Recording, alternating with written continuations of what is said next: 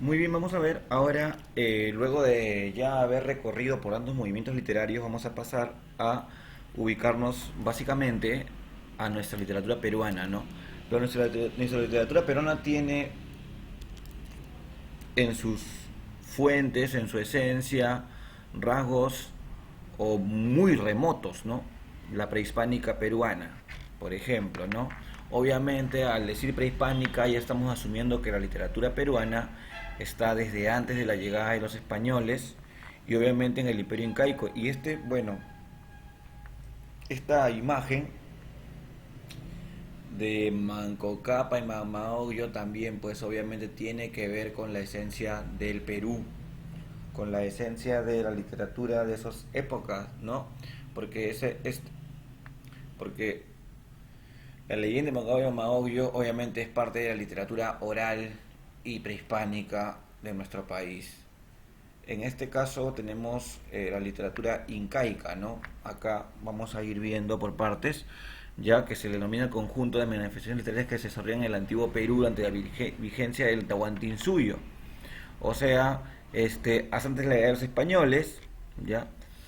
Cronológicamente se ubica entre los siglos XIV y XV, 1440, y bueno, en 1532, que es la época donde llegan los españoles y todo lo demás, recuerden, ¿cierto? Entonces, eh, miren, estamos hablando de toda esta época.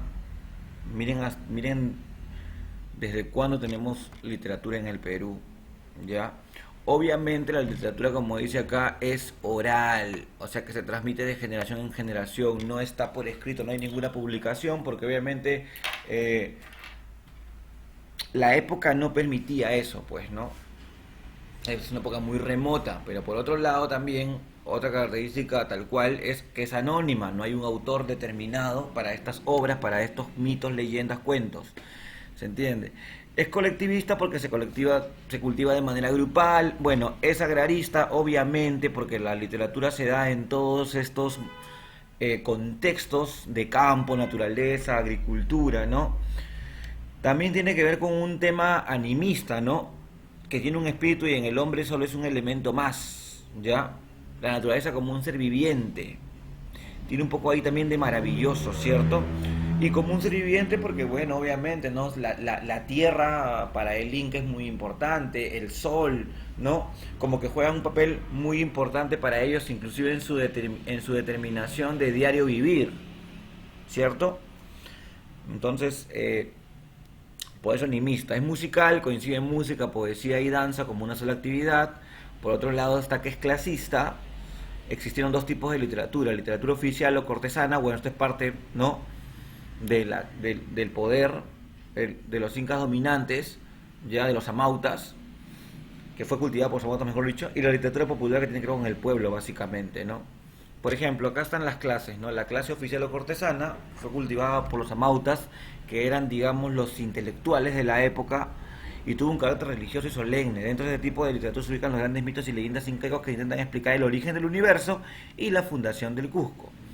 En la literatura popular fue cultivada por los arabicus, tuvo un carácter amoroso y agrarista. Dentro de la literatura popular encontramos los jarawis, los huancatakis, los aimoris, los urpis y los cacharparis.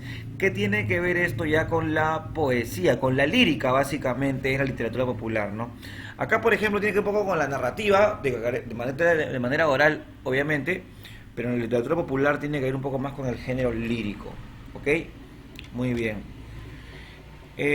La épica incaica, obviamente cuando hablamos de épica, y ya sabemos el concepto de épico, o sea, hablamos de que en un pueblo remoto existe un héroe, ¿no? Que lucha y consigue muchas grandes hazañas, ¿no? En este caso también tenemos acá esa épica mmm, incaica, obviamente, consolidada acá en el Perú. Ya, ahí están básicamente los grandes mitos y leyendas que ya conocemos, ¿no? Como Mancoba y Mamaollo, la leyenda de los hermanos Ayar, eso serían la gran épica, ¿no? Para nosotros, porque son personajes luchadores, fundadores, son personajes que también tienen rasgos heroicos y obviamente en pueblos muy remotos, ¿no? Bueno, También están los mitos ya de Huiracocha, el mito de Con, el mito de Pachacama, que lo conocemos porque estamos ubicados en Lurín, y acá está el mito del dios Pachacamac, ¿no? Y el mito de Bichama. Muy bien, chicos, esto lo vamos a seguir ampliando en clase de Zoom, ¿ok?